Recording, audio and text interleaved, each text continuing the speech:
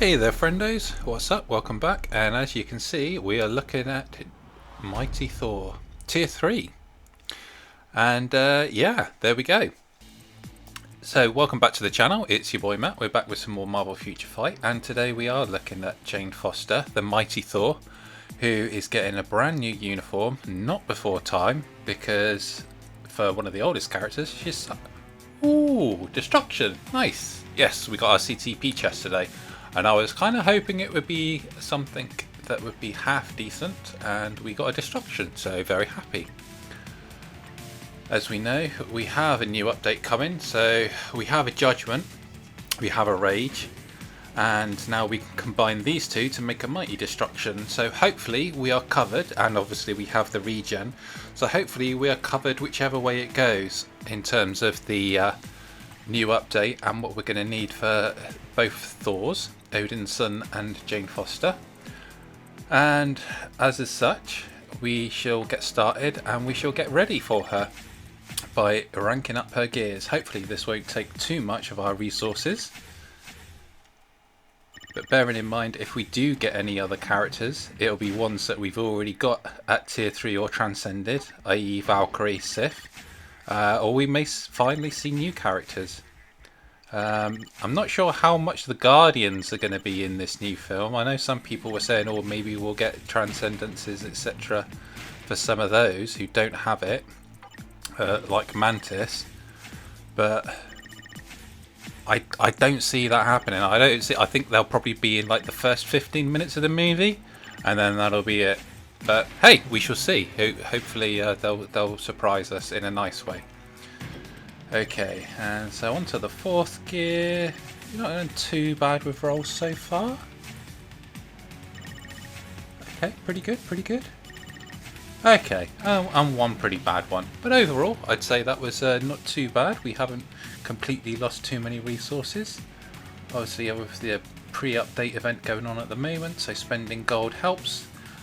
Okay, so as you can see, even with the cards we've got, she's only got two stats that are maxed out: movement speed and ignore defense. She's quite over on ignore defense, so I'll re-roll that to something else. Just any old thing will do, whatever comes first. Fine, that'll do. Let's have a look at the stats now. Okay, so it takes crit rate up and over, which may be handy if she needs a rage, and we're only 1.5% short on ignore defense, so that's fine. I'm not going to bother too much with her Uru or anything right now, because we'll wait and see what she gets with the uniform. We know from at the moment with her skills, she doesn't really have anything at all.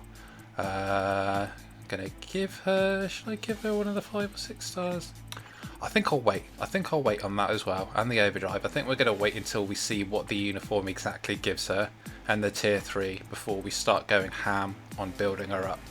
As you can see, just by having her ready for tier 3, she's already one of the higher ranked Thors out there in the top 3,500. So let's actually put her into some content.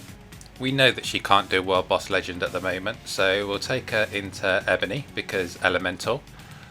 And honestly, if she can survive even 20-30 seconds at this stage, I'll be impressed. Have we got a lightning team ready? Nope. Okay, so that's fine. We'll take out Scarlet Witch and Shuri, and we'll turn this into a lightning team. So we'll give her Beta Ray Bill's leadership with the 60%, and then we'll stick her in, and then Storm gives the extra elemental damage. So let's see what we can do with this. I know that she can't do anything, but this is more just for illustration purposes, so we can see how she compares before and after. All of these, why are all of these either fire or mine teams? I don't know. Okay, let's just find any old one here. Alright, we'll get rid of this one. This is a rubbish team. So let's just see if she can do any damage at all. I'm not expecting much, but we have to do the test, don't we? Just to prove it. So let's get in and see what she does. Yeah, rawr. Very scary, Ebony. Very scary. Okay. Oof. And he is scary because she got hit by just one of those meteors, and it took off like a quarter of her health, so you can tell there is just nothing here.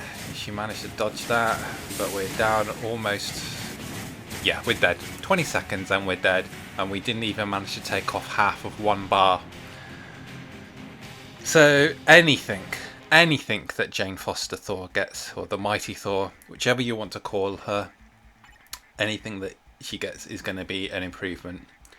Now, I know some people get confused because even though she is energy attack and you need the energy Uru on her, it does say physical damage, but it's physical damage of energy attack. So stick with the energy Uru if you're going to build her up. But as you can see, all her 5 skills are purely just damage. There's no accumulation, there's no guard hit, there's no defense down, there's no iframes, there's no invincibility. She has got literally nothing. This is the most base of base characters that you can get in Marvel Future Fight. She was one of the older characters. She came in the first year, and she has never had anything since then. So I don't know if they've always been waiting, because that doesn't really make sense, because there was for a long time the assumption that Natalie Portman was never coming back, that Jane Foster Thor was never coming back to the MCU. So there we go. But if we're going to need her to be meta, and she's going to do anything in GBR, then we're going to need to improve our cards. As you can see, I've finally managed to get my White Fox card in, and we have 16% Pierce. And we know now that Pierce is really crucial if you're going to be pushing GBR, and since you're going to need to get as many materials as possible, we managed to get a Black Panther card from the recent event. So we're going to be hopefully trying to replace these 2 greens. Dodge and crit rate are great, but we just want them to be blue. So hopefully, fingers crossed, we can craft combine and get a couple of blues here. Or even if we can get one of them the first time. Let's have a look and see what we get. Okay, we got a blue. It's recovery rate, which isn't dodge. So that's a bummer. But at least it's blue, so there we go. Now you can see I've still got 2 premiums, which I've taken off. The Loki card is rubbish. The Spidey card I actually want to rework completely, because I want to replace... Whilst this one, the main stats, cooldown, attack speed, ignore defense, they're not very good at all. So we can safely say goodbye, even though it's hard to say goodbye to this one, because we put so many premium cards into it, in rolling and getting that initial bit of Pierce. It's just not going to do anything for me. So unfortunately we're going to have to say goodbye to that. But the baby Spidey card has good base stats. If I can get exactly the same rolls but a quality 6, that would be perfect. And then we just need to change the options on it so that they're all blue, because even though they're good stats, we just need the Pierce. And then we can replace our Scarlet Witch card, which, as I said in a previous video, is fine, but it's too PvP focused, with HP being the main stat. As you can see here, it doesn't really do us as much good as Baby Spidey, so we're going to replace that. But let's throw away Loki and let's see if we can replace this green with a blue, and hopefully not a red, because that would suck. Or another green, I guess that would also suck. So what do we get? What do we get? We get... oh. We get exactly the same roll. Attack speed green. Thanks Marvel Future Fight, that's really helpful. Dang. Okay. Well, we'll just have to wait for another time, I guess, until we get a next premium card. I mean, we do get 2 a month, you know, between Future Pass and collecting the tokens from GBR. We get 600 tokens, so we get a premium card that way. And with the event quest, we usually get 650 tokens, which you can either get a CCP or a card. There's also another couple of events going on at the moment, so don't forget those ones. But yeah, cards are going to keep going on about them. They're going to be crucial, and they're going to be even more crucial if you're going to want to push GBR every day and get as many runs as possible. Even with the amount of Pierce I've got now, I can only do, well, guaranteed Thena and then one other run, depending on what day it is. We also have Battle World. Let's see which Battle World contains... Okay, Blade is the one for tier 2 materials. So if you need cards and bios, go for Blade. And I'm guessing Iron Man is going to be the tier 3 materials.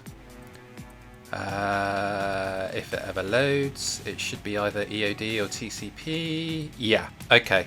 So if you're looking for tier 3 materials, then it's good to do Iron Man for the blast. So let's pick some PvP players. Iron Man, but we're going to put him in the number 5 slot. We'll go obviously Jean Grey first.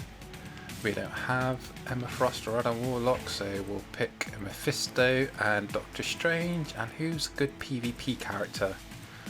Some strong PvE characters here. Let's go with Strife, actually, because he's a very good PvP character. Well, he's not meta by any means, but he still can do a job in there. And certainly he's better than any of the others. These are all great characters, but they're all too PvE focused, so we'll put Strife in there at the number 4 slot. Okay. I'm pretty sure I've got an authority or mighty authority on him as well. It's a shame we haven't seen anything for him yet as well, but one update at a time.